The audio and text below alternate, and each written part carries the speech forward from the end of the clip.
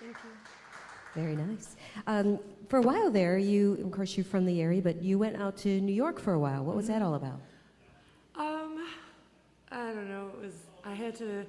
You had to leave home. I had to leave home for a while and just see what it was like to be there or be somewhere different, I guess, and see, what was going on musically. And so I stayed there for a year. For 1 year? I played music. I had a really great plan. I played at all these open mics for a long time, and I had a gig set up kind of like a couple months away from when I moved there. And so I just worked for like 2 months going all these places. And so my first show, I had like a lot of people come to my show and got some write-ups and stuff like that. But it was hard financially to just kind of keep it together. Expensive city to live in. I'm pretty emotional chick. So... Well, that was at least a good experience, I would hope, for you. Yeah, it was something. Yeah, just, live in the big city, and especially as a musician, because there's so many, like, open mics and coffee houses and different places that, musicians can play. So a good experience, I would hope, for you. Yeah. And then you decided to come back, though. Yeah. Now, you were in the band Stunning Amazon. Was that before or after New York? That was before. Before, okay. Yeah, that was like in like 99 and 2000. Okay. Yeah. Okay. Kind of started. And you're not part of a band anymore. You just do solo stuff at this point. Yeah, haven't played with them in quite a while. Like, kind of put the band together with my boyfriend at the time. Okay. And we played together, and they always wanted to rock out so hard over the music. They always like covered up a lot of the, they weren't subtle enough.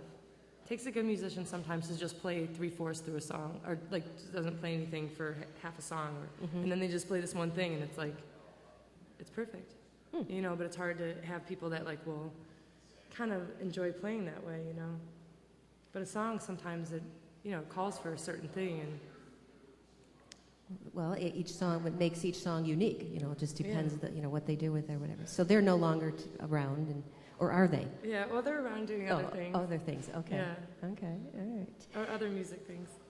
Well, just chalk it all up for the experience, right? Now you're doing your solo things. Now, of course, you're here early in the first hour of the show here because you're down the street here with the Spring-Fed Arts in the Park. John D. Lamb puts this on. Didn't realize there's 6 shows, and gosh, this is after this week, then next week, and that's it. That went fast. Yeah. It just seems like I had John on talking about it, promoting it. So we've had at least one guest on. Today is the All Girls Day with you, Audra Kubat, Melissa Greener, and then Lisa Chesney. I think I said her name right. Yeah, they're going to start off and get things going over there. But yeah, it's a great thing with John D. Lamb puts on. And you do a lot of these little just solo things throughout. And is that keeping you busy at this point? Yeah. I do like little breakfast things sometimes. I live at a collective house, and we do like cafes there occasionally, and I'm playing up at Mackinac this year. Oh, that's good. In August, actually, this summer. Just noticed we were talking about your strap on your guitar with Canadian flags, and I've read that and heard that Joni Mitchell is a big influence in your life. Of course, she's from Canada, and it's an homage to Joni with the guitar strap there. Yeah, the Canadian flags. A friend lent it to me, and then just somehow I just kept it. And then sometimes people would say, "Are you from Canada?" I say, "Oh no, I'm not. Why?" And they'd be like, "Oh, because your guitar strap." I'd be like, "Oh, I just love Joni Mitchell." Was she a huge? But it is true that she's big influence on your music. Yeah. What was there? Was there a particular song that, like one of the first ones that you heard from her, that really said, "Oh, I got to do this"? I think Blue, maybe. Blue, good one. Yeah. That whole album, or Ladies of the Canyon, actually, that song. Just the guitar playing's just so amazing, just so beautiful. Perfect. Oh, Have you ever met Joni? Sorry. What's that? Have you ever met Joni? I did meet her for a moment. Actually, it's kind of a brilliant story. I went to see her at the Palace with Bob Dylan, and she opened. They were kind of flip-flopping every city. They'd switch. And I was in the third row, and I had her Ladies of the Canyon album, and I kind of was holding it up different times, and I just, I felt like she noticed me. Mm-hmm. But she noticed people in the third, I was very close. And so after Dylan was going to come on, I just ran because these guys were like, maybe we can get you to meet her. You know, they were sitting next to me when they had passes. So I'd gone with them, and at the end, the security stopped me or whatever, but they took my album with them. And so, you know, I'm waiting around outside, you know, I was kind of like, should I go back to the concert? I don't know what to do. And so I was waiting when finally they came, and they kind of had the album behind their back, and I didn't see it, and they were like, well, you know, she'd already gone or whatever. And they're like, we're just kidding. She wrote, I saw you out there. And they said that she saw the girl that was holding that album, you know. So I was freaking out or whatever, and I ran outside because I knew my friends were trying to, like, see her outside or something. So I'm, like, running down this hill at, you know, the Palace going, she signed my album. Oh, my God, oh, my God. And they're like, she's coming by, you know, and she actually was. She was driving by in a Bronco, and at the last second, I just held up my album, and so they stopped, and she rolled down the window, and my friend was totally obnoxious, of course, going like, oh, Joni, da-da-da, and I was just standing there in silence, just like looking at her, and then she just said, you know, she looked at me like, I stopped for you, kind of, and then they left. So a moment. I got to meet her for a moment. Oh, very cool. Very cool. That was nice of her to stop. And she's been around for so long and influenced so many people. It's just amazing. But that's cool. In fact, did someone, maybe I misread this wrong, but someone compared you to Joni? Have you? Yeah. I think that's cool. I think I used to sound more like her when I started, probably because I was listening to her a lot. Okay. You know? But later, I was always very much a compliment to hear that. Oh, yeah, absolutely. I always feel like really excited. Oh, good for you. May we hear another song? Sure. All right, what do you got for us here? Thinking about Joni Mitchell, I'll play this song that this just reminds me of Joni Mitchell, but it's a song called Garden. All right. Hope you can hear it. Audra Kubat.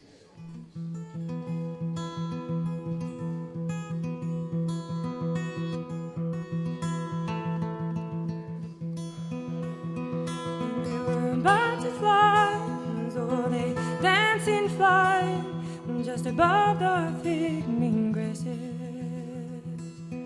Oh, and the sound of geese, oh, it's on the wind, they fly right down beside me now. 'Cause it's all right here in our garden. It's all right here in our garden.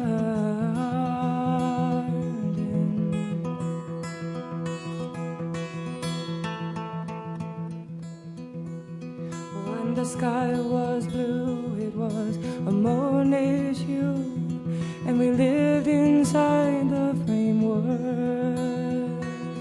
When I had the breeze, oh, it shake the leaves, sounded like an orchestra, birds on top. And it's all right here in the garden. It's all right here in our garden.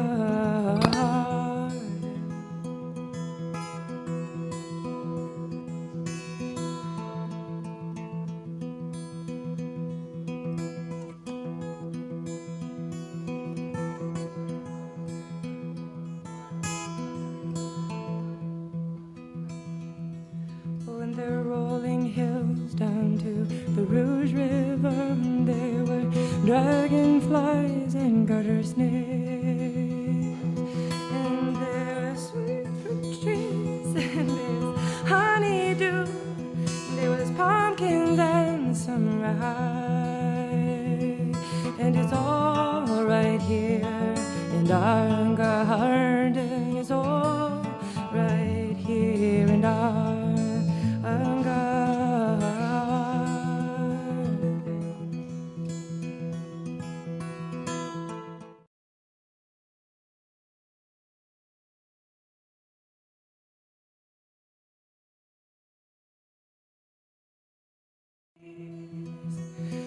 and then the moon and stars, they will shine a light, oh so silvery white, down on we. 'Cause it's all right here in our garden. It's all right here in our garden. It's all right here in our garden. It's all right here in our garden.